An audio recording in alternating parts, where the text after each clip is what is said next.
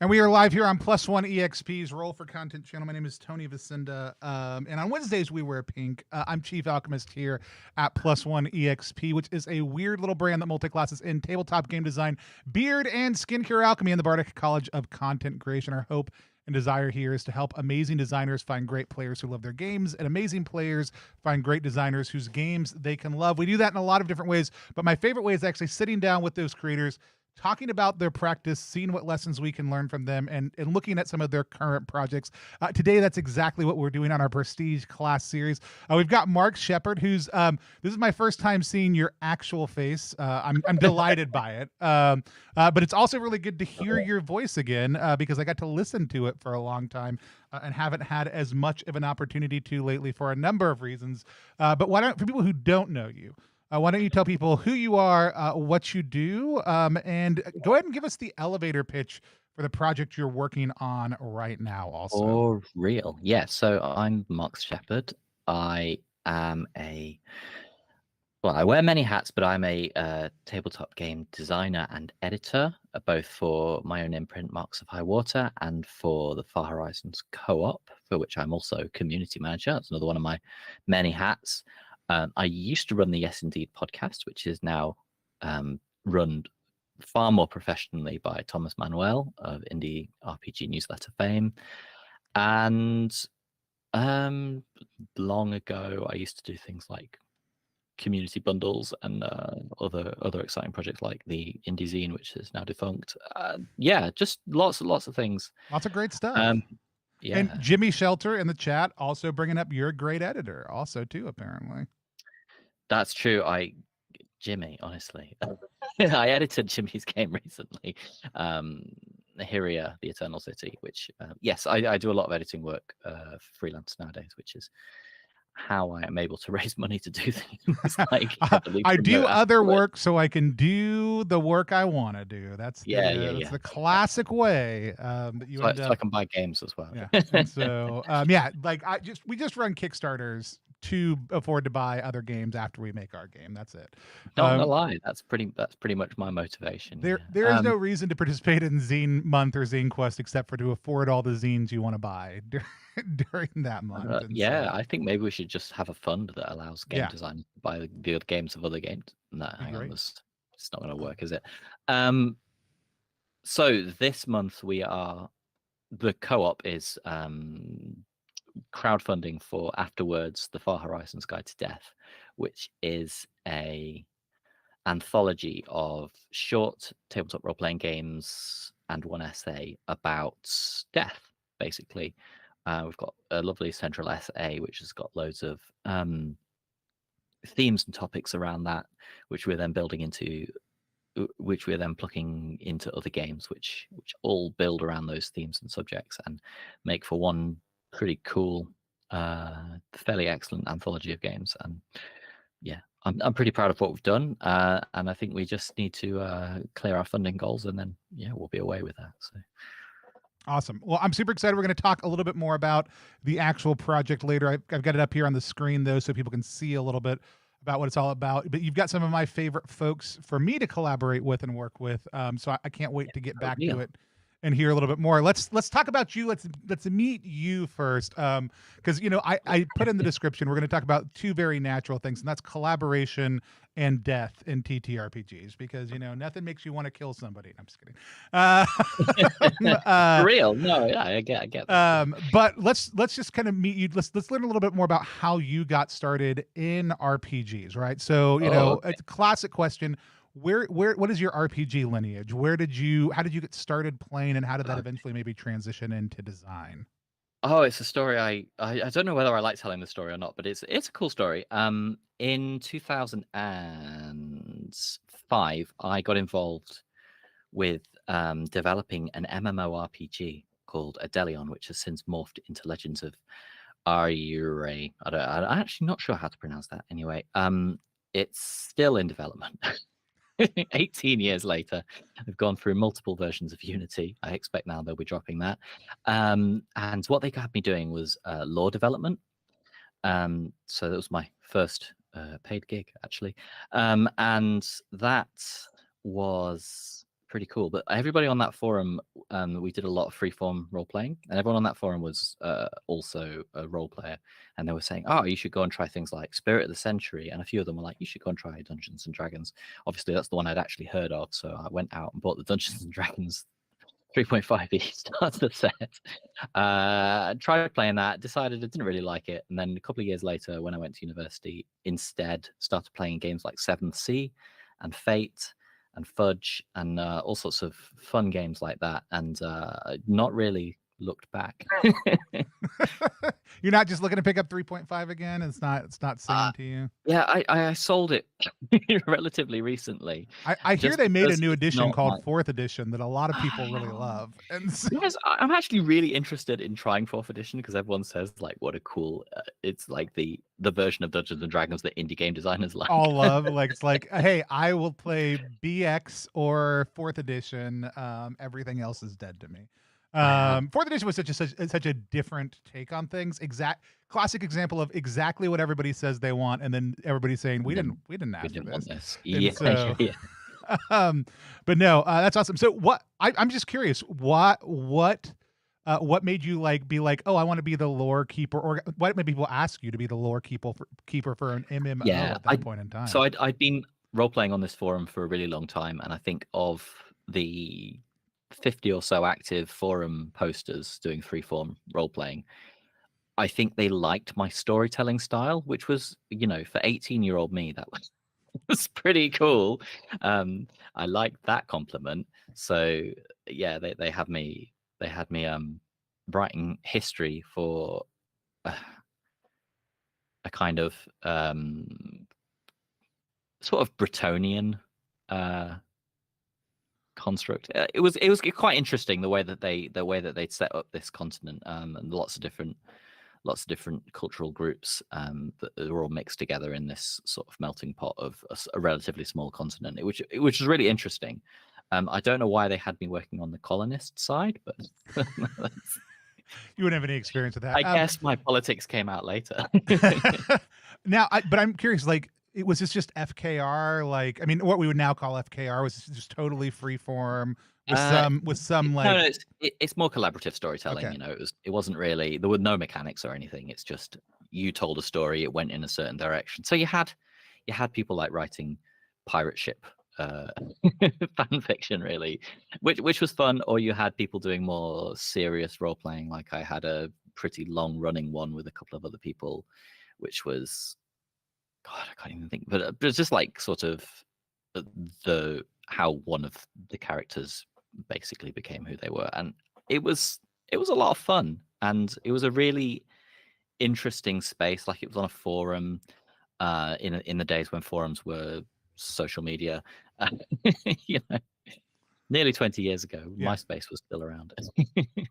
I mean, I remember people were like, you should get on social media, and I'm like, I'm already on the Steve Jackson Games forum talking about Yeah, GURPS I'm already all the I'm already on the time. Forge. Why would I want to be on On the Facebook? Forge. No, I wasn't on the Forge. No, I'm sorry. That's fine. I mean, you know, there were great people on the Forge, Yeah, yeah, and so for real. yeah, and then we were all like, "Oh, Google Plus is great." It's my favorite quote about Google Plus is like Guy Kawasaki, who was a huge fan of the platform, says Google Plus is like, did he say Switzerland? It's beautiful, well designed, and there's not a lot of people there.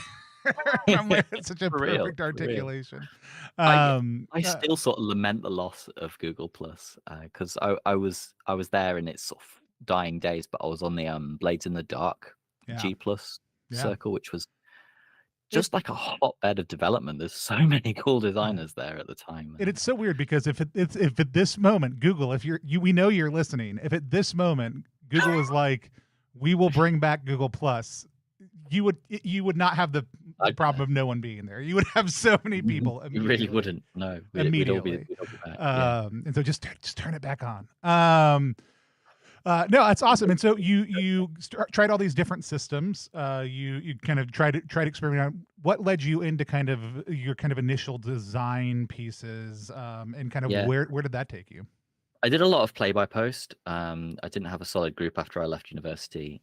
So I was doing a lot of play by post with newish people, and that was on tavernkeeper.com, which is absolutely one of my favorite PvP sites. And running games of Fate just kind of forces you into a designer mindset, because it's so, you know, every little game is custom. You make your own. Yeah. You make your own settings and stuff. You make your own. You make your own rules and mechanics per game, and I think it just sort of forces you into, well, actually, if I can run a game of Fate effectively with system that is very flexible, I can probably do game design. So I sort of messed around with like little hacks and what I think people would classically call story games, and then was trying to put together like a bundle of like a cooperative bundle way back in, I have no idea, 2019, and people were saying, oh, you know, this is a really cool idea, and then suddenly I had a bit more of a platform to kind of develop games and write games, and then somebody invited me into the Far Horizons Coop. I think pretty much the rest is kind of history. Yeah, cool. I was designing games and editing games from that point onwards, and yeah, that's a great transition point. So tell us a little bit, because I do think this is interesting. Like Far Horizons, in all honesty, like there are a lot of co-ops out there, and this is not denigrating any of them. I think lots of co-ops can be run a lot of different ways. There's not a single way to do it. But my experience with Far Horizons has really been, I do feel like it embodies what a lot of people idealize about a co-op, and this is from the outside. Internally, I don't know. Again, sure. not no shade at anybody else, but people in the co-op seem to do a really good job of taking ownership of their parts, sharing ownership with each other, and it seems to be kind of what you want, where people enter into it, and obviously individual temperaments and everything else are going to matter. See how much like I'm ready for somebody to like at me after the fact. But also it's not like the Marx Shepherd show, right? It's not like, hey, here's one or two people. Not that you aren't doing a lot of work, and not that there's not a level of structure and management. yeah, but that it seems to be really kind of the egalitarian end that people want to work to. But I didn't know it sounds like it predated you. You said you came into the Far Horizons co-op. Yeah, I came in about 3 months in, so I am probably one of the oldest remaining members. Not that people like really leave; it's just they become more or less active, you know. Yeah, so it started as a kind of conversation between Olivia Hill, who many of you may know from like her work on loads of games. But iHunt is the Olivia game Hill rule. Yeah, or the Olivia Hill rule, yeah, which came from her game iHunt, which Yeah. is fantastic. And Nem of Sandy Pug Games and a few other people as well. You must have met Nem. They're cool. I love them. That's Yeah, specifically who I'm like, I don't have any problem. I love Sandy Bug games also yeah, too. yeah, So yeah. we're not casting shade at anybody by No, saying no, I no. love the way Far Horizon operates. There's a lot of other co-ops that have come out of it, been in it. Like I Yeah, mean, said I've never been inside of it though. So like as I said, like for me, like knowing some of the people who started it, knowing the people who are in it now and the way that they invest and work with each other, it's yeah, it's always really admirable, and it seems to run in the way again. Like I said, I think a lot of us think that a co-op should run. So what for people who aren't familiar with it at all, yeah. tell us a little bit about at least for right now. Sure. What is Far Yeah, yeah. Horizon Co-op? How does it We'll we'll operate? duck we'll duck the history. Yeah, I mean, it's basically it's an international collective of indie tabletop role playing game designers, and we produce stuff with a view to making cool games that are made with equitable and transparent pay. And we do a lot of moral support, of mentorship, and lifting each other up. We'll do things like writing references for each other as well as making cool games. And yeah, we're basically there to make stuff, but make stuff fairly and do it in a way um, that doesn't put out any particular creator. So we try and make it so everybody gets out what they put in effectively. yeah, I love that.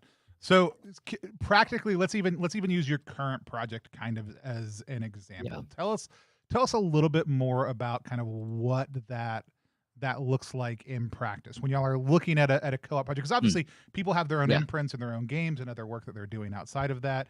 What does Yeah. it look like for the co-op when y'all approach a project? What does that decision making process look like, and then how is it kind of executed? Yeah, so the normal process for pretty much everything, with the exception of our zine series, is the somebody will propose an idea, and in this case, it was me, and I said, you know, what would be cool if we made a short collection of games, a collection of short games about death. I think that sounds like a fun thing. Lots of people on Twitter have said that sounds like a fun thing, so maybe we should try and do that. Um, and what we did then is we went away. I wrote a proposal. I put that to the co-op. We voted on it, and we decided, yes, that sounds like a fun thing to do. Doesn't have to be a unanimous vote, but in this case, I think it probably was, with the one dissenter, because we were doing it on Kickstarter. Which is a fine reason to dissent. Yeah, no, absolutely, absolutely. Like they were like, "You're going to find this very stressful, Marx." And I was like, "Yeah, no, whatever, I can do that." Yeah, it was very stressful. Anyway, and from that point onwards, we normally put up a call for, okay, we're going to need editors, we're going to need authors, we're going to need illustrators, graphic designers, layout designers, all sorts, and people will volunteer. We'll make the project. That's the hard part, but we'll gloss over the details there. And at the end, we'll work out how many shares everybody gets in the final sales. Cool.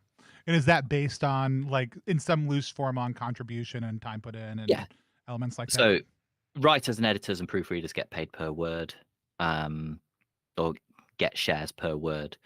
Illustrators get shares per illustration. Layout designers get shares per page, and all sorts like that. I mean, it takes time to balance that, and we've come up with various processes for doing that over time, and I think we do a pretty good job of doing it equitably at the moment. It's not bad anyway.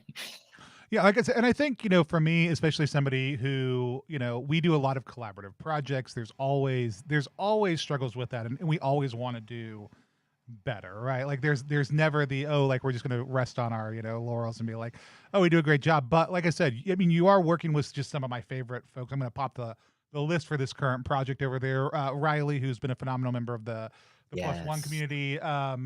Sin, who I absolutely adore their layout. We've had a chance to have them come play on stream with us to run Now with Them's Yeah, End yeah. before.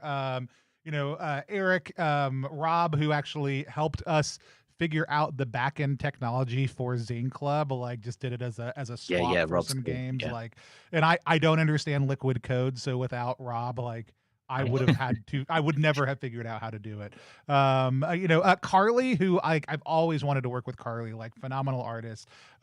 James, sure, like all kinds of people who I really love and who I've had a chance to work with, and then other people who I've just admired from kind of afar. And so like I absolutely adore this team. And the writing team also too has like Jess and a few other people, Porna, who Yeah, just like yeah, people who I'm like, these are some of my favorite people to read their stuff, to see what they do. And it's really cool to just kind of see all those things coming together. Having a co-op structure to plug into makes it a yes, lot easier. Because otherwise it's yeah, like yeah, when we do something, we're like, okay, like what's everybody's rates? We're going to try to figure that out. All right, now we're going to go to Kickstarter yeah, and like hope it all works out and everybody's happy at the end and wants to do things, again. And so having that structure to plug into, I think, is such a yeah, huge help because you're not getting there and all of a sudden then looking at a budget and trying to make that decision when yeah. there's higher stakes. You're saying, let's make those decisions in advance.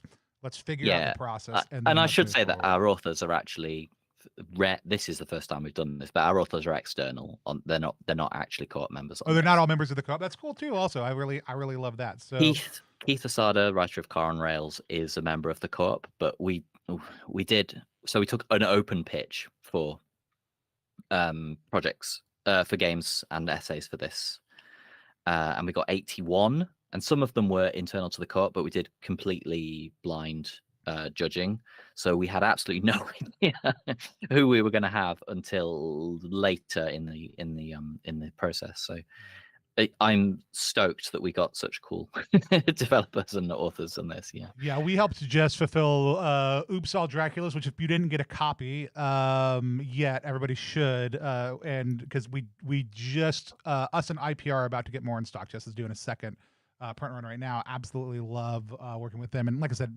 it's really great to see some folks who I see as these great emerging voices being able to plug into that also. So opening that up, using the co-op to create a platform and broadening that impact, I think is huge. One of our team members, Keegan, is like, I can't believe I wasn't asked to write about death. And I was like, Keegan, did you offer to write about death? And they said Keegan did offer no. to write about it, Yeah, but I actually. think it was after it had been advertised, and did they in fairness did say no. They asked me about this, but it was I think earlier in the project, and they forgot about it, and then saw Oh, it and was like, oh yeah. man, why am I not a part of this project after the fact? I So mean, it was just like we just over the course of 4 weeks we were accepting project pitches, and the number just went up and up, and I was like, yeah, "That's fantastic," but now I have to turn down 76 people, yeah, and 100%. that was the hard part, you Yeah. know.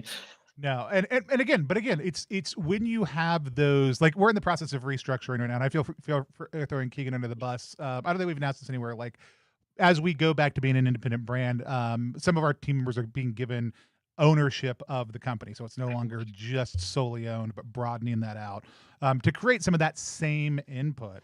But being able to be like, okay, look, it's not just me that has to decide. It's not just me Mm, making that decision. There are other voices here. There are other, and somebody has accountability and responsibility at the end for making sure there's a point at which you get to, okay, there is a decision, but it's really great to just, like I said, see the way y'all are navigating that yeah, and kind of yeah. see how it all works. If somebody's interested in, I mean, obviously there's their website, but if somebody's interested in joining the co-op, finding out more about what y'all do, what's the best way for them to kind of navigate that or find out more information? Yeah, come and hang out with us on Discord. You Yeah. know, we've got a public server with a work server hidden behind firewalls, and just come and hang out with us, see what we do, chat with. I used to be a lot more active in chat, but now I can't use Discord on my work laptop, so unfortunately I can't talk during the day. But I'm usually there to talk and answer questions, and we have conversations. We do questions of the day, questions of the week, whatever.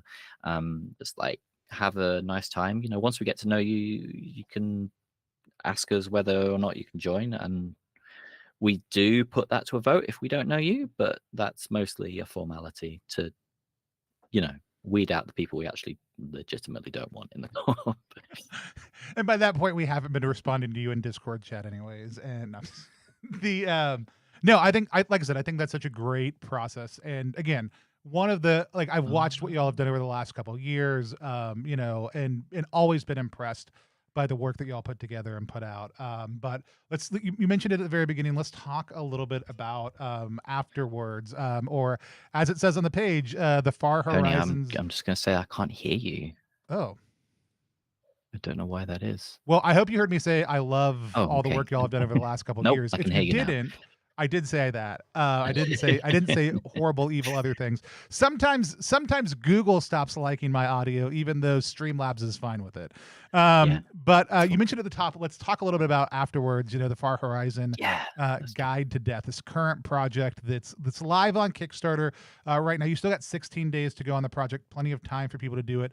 Um, Keegan and I constantly talk about, not constantly. We talk a lot about death in RPGs and this topic, and there have been a couple other projects over the last maybe 3 or 4 years that have kind of touched on this. Maybe some essays, but y'all are doing a mix of essays, short tabletop games, and other content that are all kind of been combined into this Mm. one book about death. Tell us a little bit about, again, you mentioned how the projects kind of generally come to be, but what made this? What was the initial kernel for afterwards as a concept? This is weird. So basically, I am a bit of a soap opera nerd.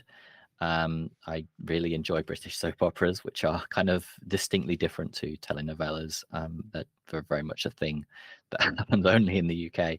And so I watched this one called EastEnders, and there's a character on there who was basically the plot line was she's got a terminal illness, and it went on for a really, really long time, and it was very distressing to watch. And the final episode where she died comes in, like spoilers for 6 months ago on EastEnders. But and I was really upset. But now I was thinking, is there a game in how this is? I don't know why I was thinking this, like a game design ahead, but is there a game in like this sort of story? Is there a way that we can deal with this subject in a way that is both approachable but also distinct and set apart from our own personalities? So yeah, we can have a conversation with somebody about death, but like, gee, that's that's a lot to take in. But if we approach it from the angle of, well, let's have a conversation that is through the lens of play and through the lens of discussing something kind of at an angle, at right angles to actually what we want to talk about, because we don't want to talk about ourselves, but we can talk about it through somebody else. And obviously that's what personification of role playing is. So that is where this whole concept of, well, can we make an anthology about this? And I wanted it to be a bit more exploratory and discursive than just here's a collection of games that may or may not be cohesive. So I wanted to also have essays in there as well. And by the time all of that went through the co-op and we talked about it ad infinitum, we said, well, let's make a small book of short games that build around central themes, central topics, and so on. So yeah, that's pretty much where it came from. And is it still a small book? Yeah, I think it's going to be it's going to be an A5 book, somewhere between 150 and 200 pages. For me, who's like over 100 pages. Yeah, you do know, scenes, like, yeah. Yeah, and normally, like, that's me. Yeah, I don't think I've ever written anything more than about 32 pages and published that. So for me, yeah, it would have been a big project if I'd taken it on by myself, but to do it with a co-op who are used to doing this sort of anthology content, because we used to do anthologies every 3 or 4 months, it's nothing. Yeah. It's actually relatively short compared to the anthologies. I mean, because it is all these different, like, people are working on it, their individual components, and then it's all coming together into this anthology. And so, no, like I said, I'm super excited. This is something that for me, like we constantly, and I may mispronounce her last name because it's been a while since I've heard it pronounced, but Caitlin, like Doty, we talk about all the time. Like, we want to get her on to play a game. She's this person who talks about like the rituals of death and humanity and other things like that, and the impact that it has on culture. Mortician for a long time has written a few different books on the concept of like death and dying. So we're always like, we should try to reach out to Caitlin and get Caitlin to come play a game about death with us sometime. So maybe at some point in the future, we'll try to build that around some afterwards content also. Yeah, too, for because, real. That sounds cool. It's just such a rich vein that I think, especially as we see a lot of the shift in culture, especially away from religiosity, but as we also become a little bit more pluralistic in our understanding of how different cultures approach conversations around death, as we start to become more egalitarian, like, there is such a rich vein that it's something that all humans think about at some point. Yeah, How much they think about it, the way they approach it, how real yeah. any of it seems I think is it's huge. it's interesting because as in at least in the societies that most people who will be into this stream or be able to buy this book are in, death is relatively rare. And we don't. So I think over, say, the past 150 years, our conversations about death have probably become less and less frequent Yeah, because it's very much less commonplace now, and I think it's almost a taboo to discuss this openly. yeah, um, and like we at the co-op, we do like breaking taboos. yeah. Actually, And it and we'll it do things like that. and it I mean, because there's always this sense of like, are you inviting this, right? Like, is there Yeah, are yeah, you causing, there is there is a superstitiosity about it. Like mm, even on like a secular cultural level, but even that, you infuse that with, conservative Puritan mores also too, and it just goes through the roof a lot of the time. And so it is really yeah, yeah, interesting to see a lot of that transition from a culture where you would be around death and exposed to death at a very young age to, my spouse didn't have anyone close to them. They had friends and kind of like tragic moments that you kind of say, okay, well, this is an exemptive tragedy and it was hard, but they didn't have anybody in their family die until they were an adult. I mean, we were married, they yeah, were in their mid yeah, 20s, whereas for me, I grew up around death and worked in a lot of places where I would be in and around people while they were dying. So for me, it was something I processed when I was 8 years old and continued to process like in a yeah, fairly regular basis growing up, and then watch them get hit at 25 with somebody yeah, dying for the first time and yeah, having to confront that. exactly. And like I feel, yeah, sort of similar that I didn't have any major family deaths, and actually still, nobody super close to me has passed away. But my partner, her grandfather died recently, and like I think that was the first time when I've sort of it's become closer and closer to me. And I think being able to process that and being able to deal with it is really important to people, but it sometimes requires coming in at this oblique angle and not confronting things head on, because that can be emotionally draining. Mhm. um Especially if you are unused to the subject, if you're not used to considering it or being exposed to it. So Yeah. No, I worked with the elderly for an extended period of time, and I mean I remember when I first started spending more time with older members in my community, and like hearing them talk about what persistent loss does, because you reach a certain age and all of a sudden death is no longer distant. It is something that yeah, becomes very common in your monthly life where you have people and have spent time with and who you care about who are now passing. And that transition is often they even people get caught flat-footed because of the distance for that. And I think for someone who has a fairly Sootsian like approach to play, like who thinks about how we open a world, enter a world, explore that world, the the reality is I love the way that play becomes a place to explore these big ideas, a yeah, de-escalated reality that can still for real, touch on that emotional core and get us yeah, to consider something we would not have been able to consider in any other capacity or in any other reality. Like I think there's such a value in specifically these types of games, and not that they can't be spooky, but when they're presented in a place where there is an emotional yeah, context rather than a horror yeah. context. I sort of want it to be that matter of fact way of looking at something, because this isn't like, we're sort of marketing it a bit spooky because it's nearly October, Yeah. but this isn't a spooky volume. This is a collection of stuff which should have resonance with people. I think role playing games in general treat the subject of death either really glibly. And I'm thinking of things like DCC or Paranoia, where it's just kind of it's part of the game, which is also completely valid because it's part of life. But then the other side of it is games, I suppose, like Vampire, where the question is, well, what would it be like to be immortal? Which is the opposite question. Right. I personally don't have much interest in looking at that either.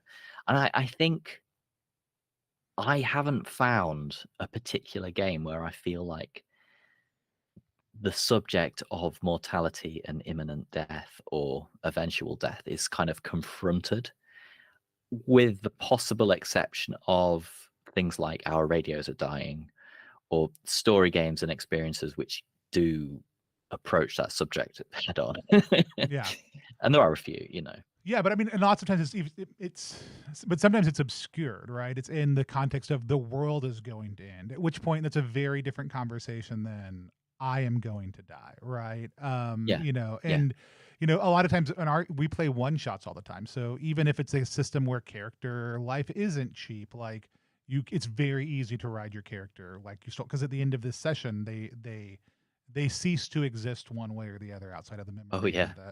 and for me, lots of times in play, if death matters, it's in relationship to two things: the amount of time it takes to make a character, and how many pages of backstory did I write? Essentially, how much of my own real mortal Mm. time did I How much invest in time have I creating invested? this Yeah. thing Yeah. and wanting this character to live?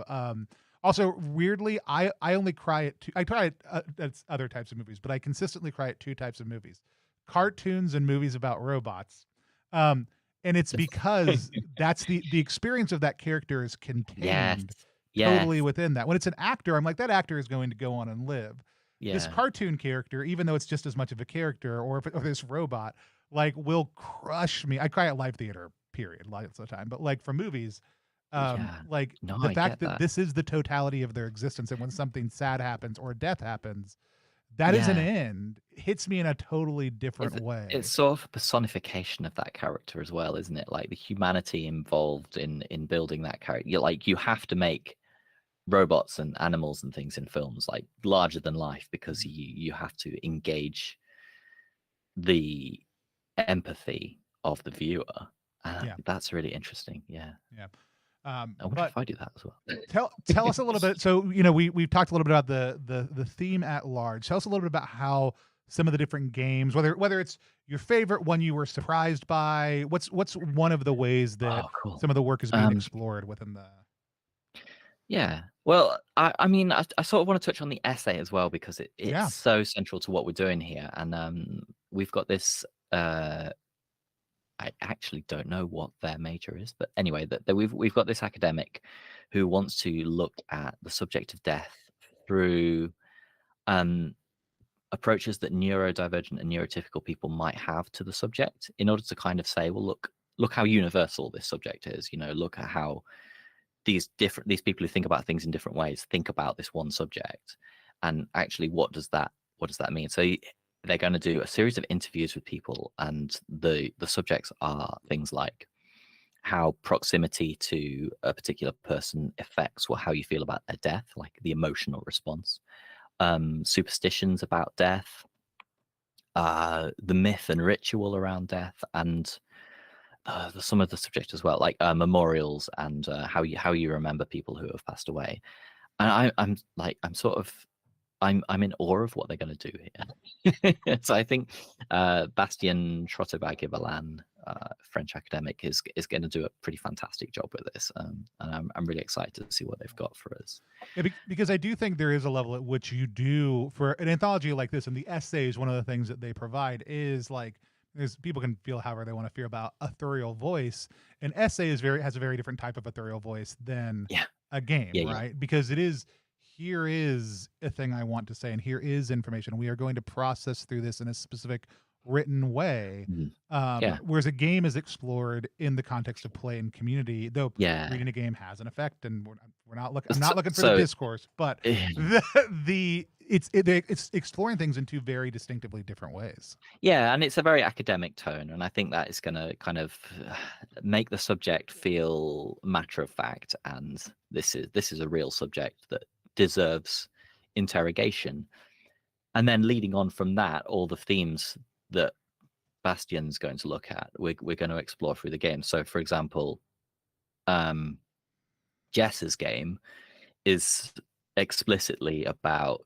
It's called Farewell My Heart. It's based on the WLW system, which I always forget what it stands for, but it's like a Jenga tower and a pack of cards. And it's a duet game about a terminally ill patient and their caregiver, and these two people are sort of they love each other, but it's unrequited. So throughout the game, you work out when they confess their feelings, and then ultimately one of the characters dies at the end. So like, this is a devastating game. Yeah. Straight up, that is a difficult game to play, but it really, really touches on one of the themes there, which is about proximity to a person and your emotional response to their death. And I think that is something that it's definitely going to be the hardest hitting game there, but I think also there's a lot of sort of hope and joy, and definitely a bittersweet game, I think, one that I'm really excited about. And I would love to hear played. I'm not sure I could I could see myself playing it, but it would need the right player, you know. Yeah, I mean, we are huge Jess fans. So if Jess ever wants to come on and run it with somebody from the community, we're super excited to have them on at some point in time, anytime really. So no, I love that. And everybody got to see me looking up WL we also do on stream, because I forgot to flip back and forth. But no, I do think again, there's so many different tones that y'all are touching on this. There's so many different ways that you are doing it. We're still, there's still a good bit of distance in the project. What are some of the things like beyond just, we hope people get, support it and we get to print it and it gets out there? What are some of the conversations that you're really, I mean, we touched a little bit on it, but that you would love to see kind of a rise out of this for consideration within the RPG community as a response? I think I'd really like to see this is being really high and mighty about it, but I'd really like to see game designers take a look at how death is expressed in their system, beyond the kind of, well, you reach 0 HP, so you pop your clogs. I want it to be, I feel like Dungeon World is a bad example for a lot of reasons, but I want it to be that kind of looking at facing death, that being something that you explicitly consider in your game design, and you say, well, how does my character pass away, and what's the emotional impact of that on the other characters? And it, a sort of OSR that's just something that happens in the game approach is fine if that still has the impact that you want as a designer emotionally for the players to experience. Yeah. No, I was thinking through, like, what games do I really love that kind of give space to explore this, and there's a ton of them out there. There's tons of especially when you're getting into to emotional themes and narrative moments and other things like that, because there's not going to be any. I don't think there's going to be any mechanic where it's like, we solved the mechanic that perfectly helps people reflect on the mortality of their character and the realities of life and death. That's just that's not a mechanical question, right? There's a lot of different ways to do it. But like, I was thinking about like Carved from Brindlewood games, right? It is like, having played a lot with Jason, with other people in the Gauntlet community, as well as just on stream. There are moments in play where I will watch somebody their character just get killed, and I will forget that there is a mechanic in the game that lets you pause and move back and say, oh wait, no, that doesn't happen, but now I have to reveal something about my past or look at something in my future, or something's going to change about my character in order to do this. But it does let the moment where death comes be very much in the hands of the player, and you've been revealing your narrative to it more and more so as you go through that, to a point where avoiding death and then eventually embracing it becomes a way in which you come to know your character more intimately. And if there is a mechanical system that lets you do that, and it's not like, I think that's like the design intent specifically behind it, but because of the tones of it, because of the way it unfolds, there is a moment oftentimes in those games where characters will start to embrace the demise of their character, having learned enough about them to let them go, which is just a really kind of beautiful support for them. I think two of my favorites, I put this question on Reddit the other day, like, what's your favorite mechanic around death? And the people, well, there weren't many responses, but it made me think about which ones were my favorite. And I think the Blades in the Dark approach is really cool because it's actually really hard to die in Blades in the Yeah. Dark. And you, as a character, you actually have to really want that to happen, you know. And that can be cool for story purposes. And that's one of the things I really like about the story games tradition is death becomes kind of interesting only when it's important to the story. Mhm. I think with Afterwards, we're kind of making death the whole story. But you know, I think that story games approach is really fascinating, and Fate's quite similar. You know, it's really Yeah. hard to die in Fate unless you want that to happen, Right. um, and that is an outcome of the stories. There are a couple of other cool mechanics as well. I think somebody was telling me about something in 13th Age, where if somebody says you can't die except to a named character. I like this a lot. And then when it is a named character, you can really up the stakes because then suddenly it makes it really, really intense. Like that's a proper interesting fight. Was it 13th Age? It might not have been. But it Yeah, was in some 13th Age, there's an optional rule: characters can only be killed by named villains. And I love so, that. like, yeah, you I know, love you're that not so going to much. necessarily just get like stabbed in a back alley because somebody rolled Yeah, on a yeah. random table and there's a goon and now they're facing off and So you rolled bad and they rolled well and that's the it. other question that I put on Reddit was what was your favorite or most memorable character death? And this was split almost 50-50 by people who had come to the end of a campaign and had decided that they were going to kill off their character in a blaze of glory, killing the BBEG, and people whose first level characters were killed by I think it was a goat. You know, like the kind of two approaches there. Right, the two extremes. Nowhere in Yeah, the middle. Nobody real was two like, I extremes. got to Nothing. fifth level and then my character, and that was my favorite. It's Nothing like, in the middle. And I thought that was so fascinating because that's like the two sort of the two traditions there, isn't it? The people whose deaths were just like predicted by the mechanics and the people who went all the way through the game and maybe they wouldn't have died because they're 20th level characters, you yeah. know, they're pretty tough at that point, and they decided that in order to make their story seem fulfilling that they were going to allow their characters to die in that moment Yeah, it's for the interesting because glory. both of those, in a certain way, kind of explore like a relationship to vulnerability. When you're that first level character Mm, who a bad roll can just be it, right? yeah, Or when you are so powerful that the only way to die is for you to choose just to, for you to right? sacrifice Like, yourself. Yeah.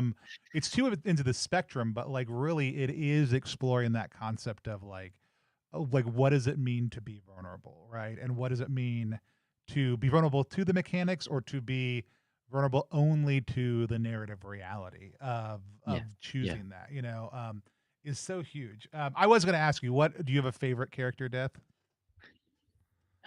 I can't really think to my shame, I can't really think of one. I've not had many characters die because I don't generally see the end of campaigns very much. I played one game of Fall of Magic. This is quite cool. I think we only played 2 sessions, but my character was explicitly a ghost. So my character had died before the campaign had started, in kind of classic traveler style. And like the reason for their death and the manner of their death came out through play. And I thought that was quite an interesting exploration, and it's something that Fall of Magic kind of implicitly allows you to do. Yeah, Um, I think that probably qualifies as my favorite. It's a weird one. that's great. No, but I mean, like I said, it's some of it's those. It's oftentimes those surprising moments, right? Like I've had yeah. Oh, this is a low level character. It's a one shot. Like we're making a choice, but we did an actual play of Solar Side by Keegan. So this is in extremis 1.5 basically. And a 4-part series with Aaron King and Sarah and um, oh my gosh, why can't I remember Sammy? And it was super fun. My character and Sarah's character, but in extremis, you're all dead, or you're all necromancers, and you're all dead already because you live on a planet of dead people. And so death is a very common upfront thing, and you all can control different parts of like the dead anatomy, basically. Hmm. So it's a really interesting kind of premise. But I played a character type that I had written called the Reliquary. That is literally a character I had played in a previous stream that had died, and this is basically they're now an item that is owned by somebody else that is sentient. And they can basically talk to whoever holds them and only whoever owns them. Um, Intrigued. but Yeah. they so like again starting already dead, but also one of the abilities of that thing is that essentially if somebody kills something while holding you, you can basically take over that dead body for a little while and operate that thing until it Right. shambles apart. I ended up killing a son and being the son for a little while, but I had this caretaker who I developed an intimacy with, and the question was like, what is it like to be distant from this person now? And even in like being a son, it was like there's a loss here that I have moved to a different way of being, and this person should not have access to me anymore, and there's no immediate way to have it. Go watch the 4-part stream if you want to find out what happened. But it brought up these really tender things for these characters that already started out with death being, and it's a Lumen game, so Right. like you can die Yeah. and come back, like like a lot of times. And so, but the way that the narrative setting of the system explores that, and and kind of the intimacy between cared for item that has a spark of sentience in it also too was just a really enjoyable place to Yeah. play in around this concept of death and what death means also too. So I think it's great. Yeah, I'm like I said, super thrilled when you had reached out about the project. I've been super excited about it. I know, like I said, you've got 16 days left to go. Y'all are still in the process of funding. So you've got a few stretch goals, some additional games, some other stuff once funding happens. But right now, Yeah. I would really encourage people to just go support it. Tell us a little bit about some of like the rewards and other things like that, as much as Yeah, for sure. that's the dirty part of this conversation, but do it. No, Oh, Gorgor just I'd like. hopped into the chat. Gorgor, good to see you. It is called Afterwards, and it is an anthology of short games and essays about death by the Far Horizons Co-op. It's linked in the description, but I'm gonna drop it into the chat also too. But yeah, Mark, tell us a little bit more Sure. about what we can look forward to. Yeah. So we are producing. So we are raising funds to pay our authors, pay our staffers as well. And to do so, you can back at a you can back to get digital only, and we have both full price digital only and also a hardship tier if you want to pay a little bit less, if you're maybe a little bit less well off, or you're in the global south. And that will also give you access to a free print on demand copy, which it'll be at cost, so you can buy that as you like. That'll be on DTRPG. That'll be soft cover as well, so it should be a little bit cheaper than the main hardcover one, which is our next tier. The hardcover book is going to be beautiful. It's going to be published in Lithuania, printed in Lithuania by Standard Impresa. It's going to be a hard case book with linen effect cover. I think it will actually be book cloth, but I don't know the full specs on that. With a pretty simple foil stamped cover, so it's going to look really pretty. It's going to be black with silver foil, like most of the branding we've got. It's going to have some bookmark ribbons, that sort of thing. It's going to be just that. Going to be a beautiful book. I'm really, really looking forward to having that in my hand. Yeah. A lot of our funding is going to that, so yeah, we're excited about that. Well, it's absolutely gorgeous. Like I said, I want to encourage people. I just dropped the link in the chat here. Like I said, if you're watching later, it's also in the description. If you're watching, I'd love to hear about your favorite character death also too. If you have a mechanic that you think supports it, and we also want to remind people, like I want to talk about sustainability, because y'all have a huge commitment to that in just 1 second also too. And it came up a little bit as you were talking about those different ways people can support it. If you can't support it, sharing it's just as good. Like, right? Like, maybe For not real, just as good, yeah. but it's pretty good. Like, and if you can't support it financially, the best thing you can do is tell somebody else who you think might enjoy it. Hey, check this out. Hey, have you seen this? If you have a GM who you would love to have run some of this stuff for you, or a player who you'd love to play with, let them know about it also too, or please. just share it online.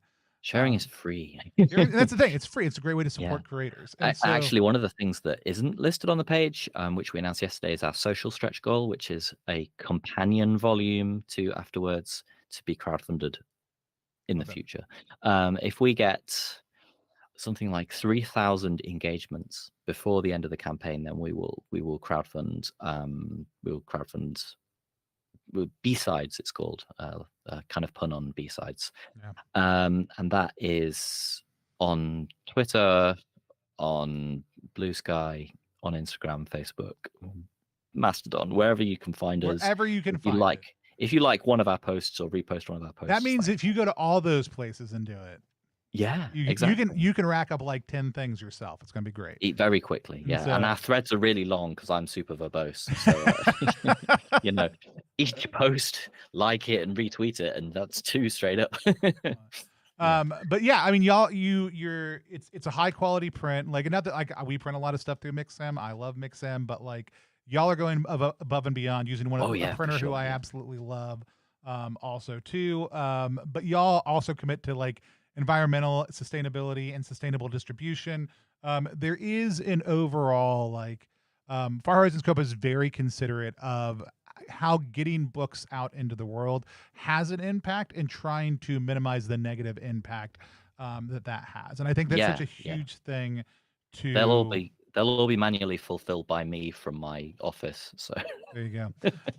And so like I really want to call that out as something that we really appreciate anytime we see it. Not only the quality of what you're doing, but the intention to do that, as well as a commitment to human-made creations also too in this. Like, this is people making books for people, and we really love to see that happening when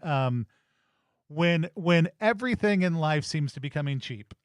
To see actual creative work being done and the commitment to high quality products that are as sustainable as possible is huge for us. And so, for sure, anything else you want to say to people before we say goodbye? Not to this life, but to each other for right now.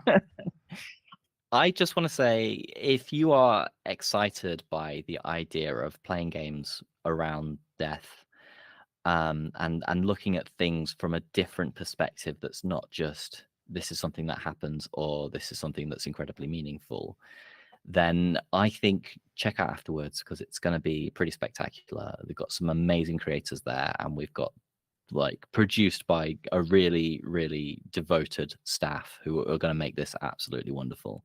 So I really just want to say, please go out and back it. If you can't back it, then just share it, tell other people about it, and do so before Friday the 13th. There we go.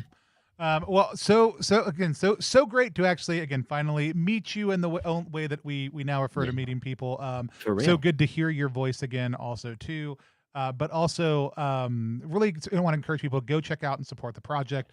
I would love to see more stuff like this, and really have loved everything that I've seen come out of Far Horizons Co-op over the last couple of years. It's a great organization to support. And if you're interested in learning more, Mark shared a little bit of details about how you can get a little bit more engaged with that community.